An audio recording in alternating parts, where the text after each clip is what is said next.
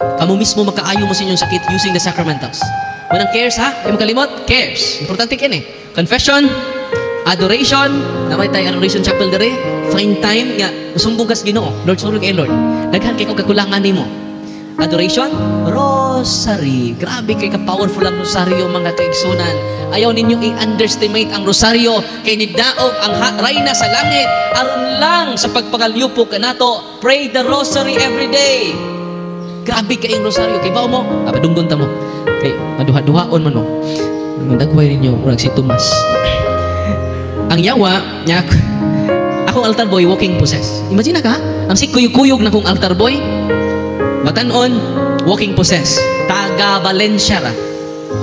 Kaya yang Lulo Albularyo, siya mo'y altar boy siyang lolo. Ang ilang patron, si Senior Santo Niño. Uy, Santo Niño ba tayo rin, no? Ilang patron. Si Senior na-amaze siya, kayang lulo, panggiitang albularyo. Daghan kayong naayo. Ang edad aning, edad di Jesus, no? 15, no? 15 years old? Or 14, ano napita. Unya, pag deliverance na to, kaya ako man sige nandong, perting react ni mo. Diha ra siya nag-react sa sacramentals. Si serve sa misa, bisan asa ko na siya, iya pa yung Jesus. Imagine na kayo, nag-deliver ako in the name of Jesus. I command you to depart from Jesus. Redundant naman yun. Unclean spirit, I command you to depart from Jesus in the name of Jesus. Paminawan ninyo ang sulti syawa. Ready na mo? Ayaw mo kanlok. Ready na mo? Ready na mo dagan? Paminawan ninyo ha? Dili na ni si Jesus, ang mga demonyo na naisod siyang lawas. Mao na ni abyan siyang lulo nga albularyo. Okay? Wala siya kalibutan na ni. Samuri ako ipasulti pa der. Okay ba wala pa der?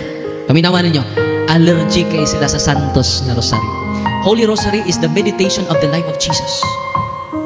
Unsa marong adlaw?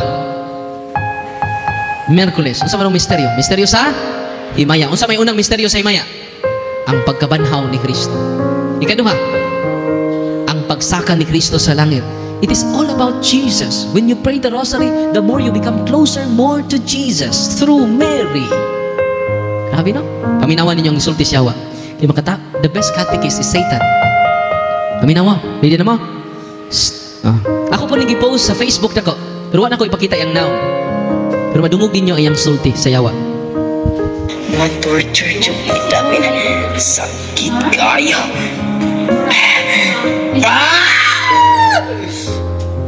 Dagat, pinagin mi mawala. Pinagin mi mawala din. Ay na siya ang puaan ng inyong giingon na ina. Kaya grabe naka-powerful. Siya ay makapil kinamot din. Naparosaryo rin ako kadadlaw. Ayaw yun Darwin. Kaya ma-torture yun ni Ma. Si Mama Mary rin bahala ni mo. Makahawa yun ni Darwin. Darwin, maluoy ka Darwin. Ayaw dyan siya paampuan ang inyong giingon nga inahan. Kay grabe na ka-powerful. Itong pakpakan sa pamamayan. Kumusta na siya ron? Kadadlaw na kong iparosaryo. Dako na kayo siya improvement. Di na siya mag-react. Ako sige nan, kumusta dong? Pa-deliverance na ka ni Uncle Argyo. So, wala na akong mag-react, Father. Ito pakpakan. Okay dong. When Mary is present, Satan is absent. So to, when Mary is present, Satan is absent. Maingon niya napukan ang tibok kalibutan tungod sa babae. Eva. Mapukan po ang yawa pinaagi sa babae. Nga mao ang bagong Eva. Balihang Eva. Siya mabasa. Ave Maria. Napukan ang kalibutan tungod sa babae. Gibuntog po sa yawa. Gibuntog po ang yawa pinaagi sa babae. Atong pakpakan ang atong mahal na gare.